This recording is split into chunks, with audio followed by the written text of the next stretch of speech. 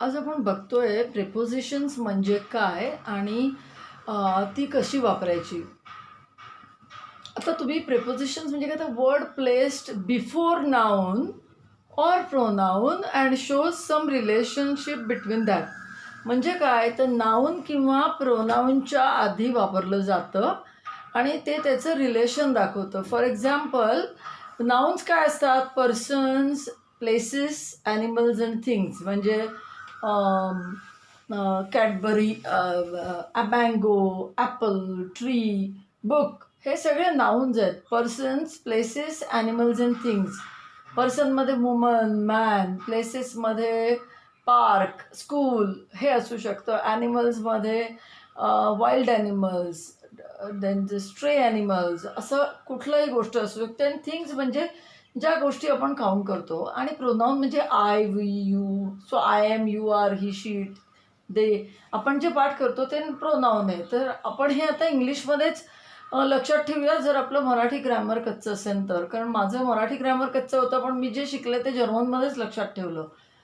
So you understand की noun आणि pronoun, तर त्यांच्या आधी ते येतं. आणि मग त्याची कुठले 4 प्रकार आहेत, तर टाईम, प्लेस, थिंग्स आणि फ्रेज ऑफ फ्रेजेस और group of words that include preposition, its object and modifier of the object. आता आपण हे सगळं डिटेलमध्ये बघणार आहोत. पण टाईमचं कसं असतं, I come to your place at about 3 o'clock. I come to Pune in the month of July. So असं जे आपण वापरतो त्याला I will come around 3 o'clock और take go around the circle and take right turn. So this is within my budget. असं जे आपण prepositions वापरतो हे during pandemic there was chaos everywhere और people were lockdown during pandemic. So हे जे आपण प्रपोजिशन्स वापरतो ती आपण नाऊन किंवा प्रोनाऊनच्या आधी वापरतो. प्लेसची कशी असतात तर ते आता आपण डिटेलमध्येच बघूया. म्हणजे 1 by 1 आपला फळा पण मोकळा राहील. पण हे लक्षात ठेवा की नाऊन म्हणजे काय, प्रोनाऊन म्हणजे काय, आणि 4 टाईपची प्रिपोजिशन्स असतात. आता आपण प्रिपोजिशन ऑफ टाईम बघतोय आणि हे लक्षात ठेवा की हे जे आहे ते वाक्यपाठच करायचे आहेत आपण. कारण एक वाक्यपाठ केलं तरच आपल्याला त्या भाषेच्या स्टाईल लक्षात राहणार आहे. ओके. डावीकडे मी ब्लॅक पेनने लिहिली आहेत आणि उजवीकडे ब्लू पेनने लिहिली आहेत. सो ही फक्त एक्झाम्पल्स आहेत आणि त्यातलं जे प्रपोजिशन आहे ते अंडरलाईन केलं आहे. The class starts at 9 AM. My class starts at 9 AM. I'm going to the market at 3 PM. I'm having a party, birthday party at 5 PM. So basically आपण टाईम जेव्हा देतो तेव्हा ॲट वापरायचं आहे, ही आपल्याला ट्रिक लक्षात ठेवायची आहे. देन जेव्हा एखादा डे किंवा डेट असतं, for example I meet you on Monday, I meet you on Sunday, the prayer is on Monday.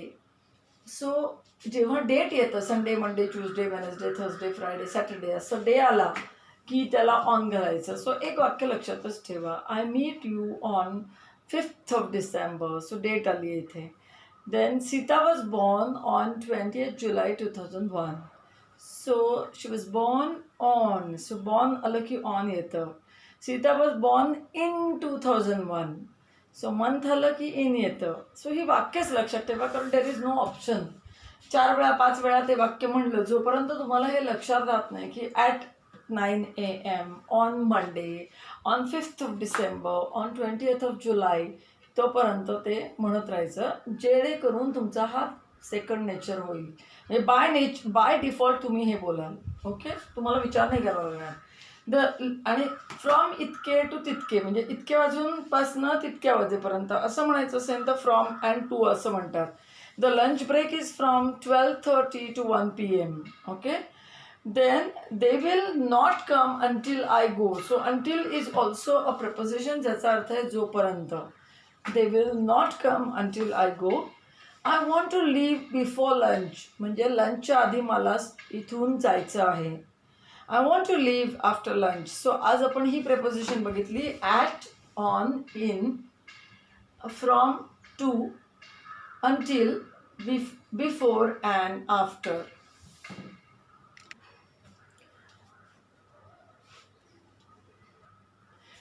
अजून काही examples. She has been learning German since 2016. मला असं वाटतंय की जेव्हा तुम्ही सिन्स वापरता, जेव्हा तुम्हाला पर्टिक्युलर डेट माहिती असते किंवा इयर माहिती असतं, ओके. आणि फॉर हे जनरली एक पिरियड की she has been learning it for 5 years, म्हणजे किती वर्ष झाली साधारण शिकताय, तर 5 वर्ष. पण एक्झॅक्टली कोणत्या महिन्यापासून असं जर डेट अँड टाईम माहिती असेल तर तेव्हा सिन्स वापरतात, okay. That is the difference. He is studying in Germany for 5 years. साधारण किती वर्ष, तर साधारण 5-1 वर्ष झाली बाबा. अंदाजाने 5 वर्ष. अंदाजाने टाईम सांगायचा असला इयर्समध्ये, मंथमध्ये, साधारण आय थिंक फॉर पिरियड सांगायचा असला की त्याला आपण फॉर म्हणतो. ही लर्न कीबोर्ड ड्युरिंग हॉलिडेज, म्हणजे हॉलिडेज असताना he started taking interest in gardening during pandemic in 2020, okay. all had to start working from home during pandemic time. For 3 months everybody was working from home. So if you see, during pandemic time means lockdown period. During lockdown period everybody was working from home for about 2 months. So lockdown period असताना तर during म्हणायचं. I will complete my work by tomorrow. हे अगदी clear आहे. Bye म्हटलं की त्याचा अर्थ असतो पर्यंत साधारण. I will let you know by tomorrow. I will let you know म्हणजे मी तुम्हाला सांगेन. I will complete my work by tomorrow, okay. So याच्यात काही जास्त मी एक्सप्लेन करत नाही. एक एक वाक्य लक्षात ठेवा, प्रॉब्लेम संपेल. आता आपण 2 प्रेपोजिशन्स बघतोय, around and within. I reach the hotel around 10 AM, म्हणजे PM, म्हणजे साधारण मी 10 वाजण्याच्या सुमारास तिथे पोचले. सो हे एक वाक्य लक्षात ठेवा, म्हणजे मग तुम्हाला अराउंड कसं वापरायचं हे आपोआपच कळेल.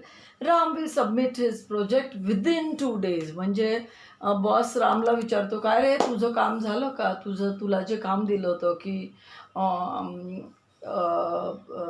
या क्लायंटचं, म्हणजे या क्लायंटबद्दल आपण जे एक डॉक्युमेंट तयार करून बॉसला सबमिट करायचं आहे, तो प्रोजेक्टचं काम झालं का, एक प्रोजेक्ट तुला पॉवर पॉईंट प्रेझेंटेशन बनवायला सांगितलं होतं ते झालं का. So Ram says he will submit his project within 2 days, और I will submit my by report by Sunday, okay, और ऑन संडे, और बाय डिसेंबर एंड किंवा in December. I will submit my project in December. So December मंथला आपण in घालतो, हे लक्षात ठेवलं की आपल्याला कसंही वाक्य इकडे तिकडे फिरवता येतं, ओके. आता आपण दुसरं बघतोय, प्रेपोजिशन ऑफ प्लेस, आणि याच्यामध्ये हे एक वाक्य सॅम्पल म्हणून लक्षात ठेवा. The file is in the cupboard, okay. I am staying in Pune. किंवा the toy is at the door, म्हणजे एक्झॅक्टली त्या डोअरच्या इथे आहे म्हणून ॲट द डोअर. आणि किंवा स्मॉल सिटीज असतील तर आता ते उदाहरणं तुम्हाला जे पुस्तक रेफर केलं आहे त्यामध्ये हे एक्सरसाइजेस करा की तुम्हाला आपोआप कळेल. थोडीशी काही मी वाचायला तुम्हाला सांगणार आहे, ते वाचा. पण ही 2 वाक्य आत्ता आजच्या पुरती लक्षात ठेवा. सो आता आपण बघतोय प्रेपोजिशन्स ऑफ प्लेस, आणि the prepositions are under and below. So under म्हणजे एखाद्या पृष्ठभागाच्या खाली, सरफेस, ज्याचे असा सपाट भाग आहे आणि त्याच्या खाली काही असेल तर आपण अंडर म्हणतो. आणि बिलो हे आपल्याला डोक्यामध्ये वाटतं की याच्या खाली हे आहे, त्याची पोझिशन याच्या खाली आहे. म्हणजे जर फॉर एक्झाम्पल जर आपण टेम्परेचर इज बिलो 25 degrees असं म्हटलं तर आपल्याला क्लिअर कळतं की एक टेम्परेचरचा थर्मोमीटर आहे आणि त्याच्यामध्ये वरती 26 आहे आणि खाली 25 आहे. सो बिलो पोझिशन्समध्ये येतं. So it's kind of a mental activity किंवा आपल्याला व्हिज्युअलाइज करावं लागतं. वेरॅज इथे फिजिकली ते कशाच्या तरी खाली असते. आपण आता बघतोय prepositions to, from and towards. To म्हणजे ला. So he is going to Delhi, म्हणजे तो आत्ता पुण्यात आहे आणि तो दिल्लीला चालला आहे. So he is going to Delhi. They came from Bangalore. So ते बँगलोरला होते, आता ते पुण्यात आले आहेत. सो मी म्हणते की दे केम फ्रॉम बँगलोर. जर मी एखाद्या जागी टुवर्ड्सच्याकडे जायला निघाले तर आपण टुवर्ड्स वापरतो. म्हणजे he started going towards the stage or he started going towards his mother. Okay, जर आई त्याला खूप दिवसांनी छोट्या बाळाला भेटली तर तो असं धावत धावत आईकडे चालला आहे, तर ते टुवर्ड्स म्हणतात, च्याकडे. आता आपण बघतोय प्रिपोजिशन ऑफ प्लेस, ज्याच्यामध्ये आपण बघतोय in to and out of. Okay, so जेव्हा action towards inside of something, म्हणजे ॲक्शन एखादी क्रिया होतीये ज्याच्यामध्ये टुवर्ड्स आत जात आहे. फॉर एक्झाम्पल आपण जर ते चित्र बघितलं मुलाचं, तर तो मुलगा जो डावीकडे आहे तो त्या ऑफिसच्या आतमध्ये पायऱ्या चढून जातोय आणि उजवीकडच्या चित्रामध्ये तो मुलगा comes out of the office. So action टुवर्ड्सच्याकडे out of something. Action towards out of something म्हणजे काय, तर जी क्रिया घडतीये, जी ॲक्शन घडतीये ती कशाच्या तरी बाहेर येण्याची क्रिया आहे. आणि डावीकडे आपण बघतोय इन टू म्हणजे कशाच्या तरी आत जायची क्रिया आहे. कधी कधी ऑफिसमध्ये पण असं म्हणतात की एक हा एक प्रॉब्लेम झालेला आहे, kindly look into it. Look into it म्हणजे काय की त्या प्रॉब्लेमच्या आतमध्ये जाऊन जरा बघा की इश्यू काय आहे. थँक्यू. आता आपण बघतोय प्रिपोजिशन ऑफ प्लेस. प्रेपोजिशन म्हणतात पण ॲक्च्युली ते प्रिपोजिशन आहे. तर चित्रामध्ये जे दिसतं आहे त्याप्रमाणे ते कशाच्या तरी मधून जातं आहे. डावीकडचं चित्र बघितलं तर कशाच्या तरी मधून जातं आहे. म्हणजे a bird flew into the room through a window, म्हणजे खिडकीतून आली, च्यामधून आली, खिडकीच्या मधून ती पक्षी तो आतमध्ये रूममध्ये आला. तर तुम्ही बघितलं तर आत्ताच आपण इंटू बघितलं होतं, तर रूम ही एक म्हणजे असं आतमध्ये कशाचं तरी आलं म्हणून आपण इंटू प्रेपोजिशन वापरलं होतं. आणि थ्रू अ विंडो म्हणजे खिडकीतनं आली. सो इथे दोन प्रेपोजिशन्स वापरली गेली आहेत, इंटू आणि through. The old road goes through the village. Through is विलेजमधून, च्यामधून, विलेजच्या मधून जातो. ओके, सो ही दोन वाक्य पाठ केलीत आणि त्याचा कॉन्सेप्ट जरा स्वतःशी विचार करून ठरवलात तर काहीच इश्यू नाही. आता इकडे अक्रॉस म्हणजे च्या पलीकडे, च्या एका बाजूनी दुसऱ्या बाजूला. For example the dog swam across the river. तर एका बाजूनी दुसऱ्या विरुद्ध बाजूला गेला, नदीच्या दुसऱ्या बाजूला गेला, राईट. सो अक्रॉस तेव्हा वापरलं जातं. Preposition of place beside, in front of, behind and by. आता याच्यासाठी आपल्याला एक सिम्पल एक्झाम्पलच लक्षात ठेवायचं आहे. आपण जर बी ही कॅरेक्टर घेतली डावीकडे, तो मुलगा घेतला बी नावाचा, तर ए इज नेक्स्ट टू बी म्हणजे काय आहे की ए नेक्स्ट बीच्या जवळ नेक्स्ट शेजारी उभा आहे. A is beside B, so next to is equal to by equal to beside, तिन्ही वापरू शकतो आपण. D is in front of B म्हणजे त्याच्या समोर उभा आहे. And D is behind E. हे तीन एक्झाम्पल जर लक्षात ठेवली तर आपल्याला ते वापरायचं कसं ते कळेल. आणि तसंच हे Ram is standing by the window म्हणजे ॲक्च्युली बाय म्हणजे next to the window. So next to something म्हणायचं असलं तरी आपण बाय पण म्हणू शकतो. सो आजचं आपलं important learning is by equal to next to equal to beside. आता प्रेपोजिशन आहे अप अँड डाऊन. चित्रातनंच आपल्याला क्लिअर कळतं आहे की ॲक्शन टुवर्ड्स हायर पोझिशन म्हणजे एक पोझिशन म्हणजे काय की एक लेवल असते, तिथून आपण वरच्या लेवलला जातो किंवा खालच्या लेवलला जातो. इथे तो चढतो, ही वॉक अप द हिल म्हणजे तो ती टेकडी चढतोय. ही वॉक तो चढून गेला up the hill to the house म्हणजे तो घराकडे जाण्यासाठी टेकडी चढून गेला. आणि he climb down the hill म्हणजे तो टेकडी उतरला. सो अप अँड डाऊन हे अशी जेव्हा स्थिती असते तेव्हा वापरलं जातं. आपण बघतोय दोन प्रेपोजिशन बिटवीन आणि अमंग किंवा अमंगस्ट. सो डावीकडे जर बघितलं की ए बी आणि सी 3 मुलं आहेत उभी, तर 2 मुलांच्या मध्ये जेव्हा एक उभा असतो दोघांच्या मध्ये तेव्हाच नेहमी बिटवीन वापरतात. I sleep between 1 and 3. Okay, between म्हणतात. नंतर इकडे 2 पेक्षा अधिक जर असेल आणि सराउंडेड बाय म्हणजे जर वेढलेले असतील तर तेव्हा अमंग किंवा अमंगस्ट वापरतात. She becomes the first one among her friends, म्हणजे ती पहिली जी अमेरिकेत गेली. She becomes the first one to go to America among her friends. Okay, he was surrounded among his relatives, म्हणजे ते सिम्बॉलिकली होतं की ती ॲक्च्युली ती ॲक्शन तिने अशी घेतली की तिच्या फ्रेंड्समध्ये ती पहिली होती, वेरेज इथे फिजिकली तो त्याच्या रिलेटिव्समध्ये वेढलेला होता, पण एकापेक्षा 2 पेक्षा जास्त रिलेटिव्ह होते म्हणून he was standing among. So कधी बिटवीन वापरायचं तर 2 जर असतील तर, आणि 2 पेक्षा जास्त असतील तर अमंग वापरायचं. आता आपण preposition of things and agents बघतोय, जी 2 आहेत, ऑफ अँड अबाउट. आता ऑफमध्ये काय होतं की ते नातं दाखवतं किंवा वाक्यामध्ये हुज प्रश्न विचारला, कोणाचे असा प्रश्न विचारला की आपल्याला ऑफ घालावं लागतं. म्हणजे काय की त्या खुर्चीचं वजन 2 किलो आहे. कोणाचं वजन 2 किलो आहे? तर त्या खुर्चीचं. The weight of this chair is 2 kg. ती माझ्या मैत्रिणीची बहीण आहे. कोणाची बहीण आहे? Whose sister?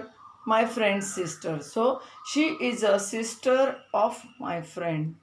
अबाउट म्हणजे काय असतं माहिती आहे का, की जवळजवळ अप्रॉक्सिमेट असतं असं. He is about to leave, म्हणजे आता तो जवळजवळ निघणारच आहे, अजून तो निघाला नाही आहे फॉर्मली.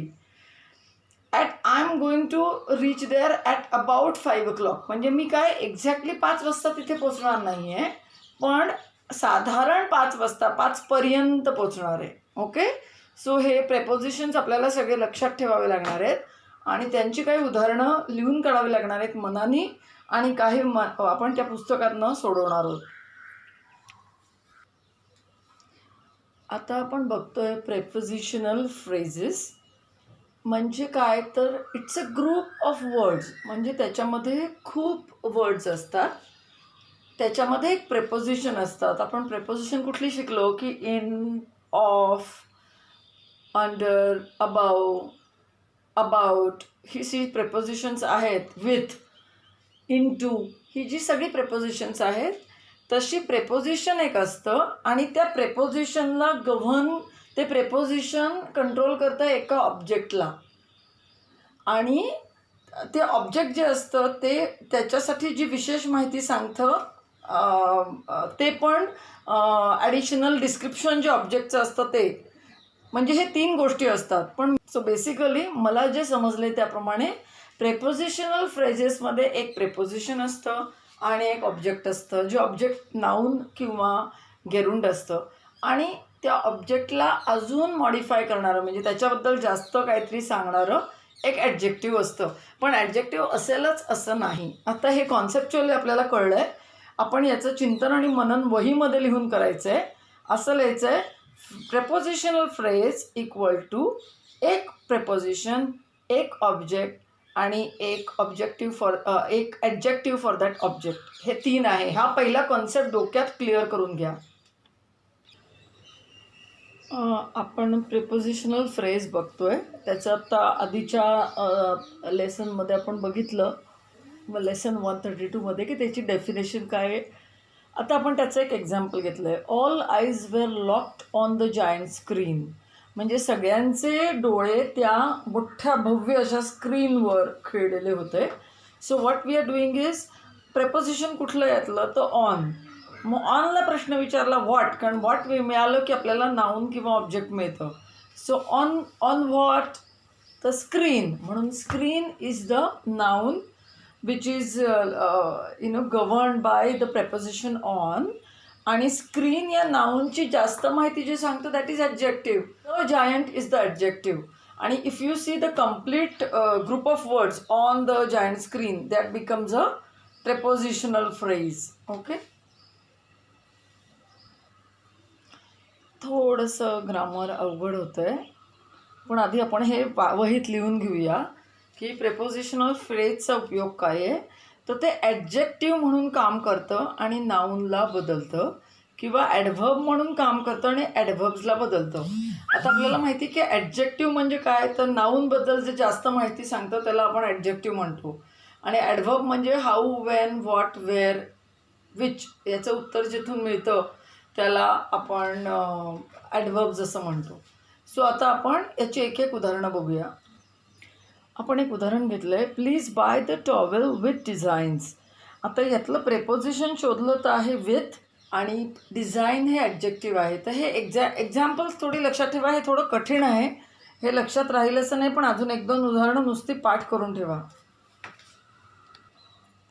ही काही उदाहरणं आहेत. She plays along with her sister. According to the policy, you have to pay ₹1,000. She sings with enthusiasm. Sings with. Okay? She sings with enthusiasm. हे पाठच करा, कारण भाषा आहे कधी कधी ती बोलल्यानेच लक्षात राहते. सो आजचा होमवर्क आहे. प्रिपोजिशन्स आपली पूर्ण झाली असतील तर आपल्याला युनिट 96 to 106 सॉल्व करायचं आहे इसेन्शियल इंग्लिश ग्रॅमरमधनं. हे पुस्तक तुमच्या इथे मिळत नसेल तर Amazon.in ऑर्डर करा. हे पुस्तक ह्याचे 2 भाग आहेत, रादर 3 भाग आहेत, part 1, part 2, part 3. So either part 1 आणि 2 आत्ता ऑर्डर करा, किंवा एकच हे पुस्तक ऑर्डर करा Amazonवरनं. याच्याने आपल्याला बेसिक ग्रॅमर नीट शिकता येईल. ओके. सो त्यातनं ते युनिट 96 to 106 केलं की सगळी प्रेपोजिशन्स आपल्याला समजून जातील, आणि ती परत परत वाचली की आपल्याला त्याची सवय होऊन जाईल की ते असंच बोलायचं असतं म्हणून. Okay, thank you.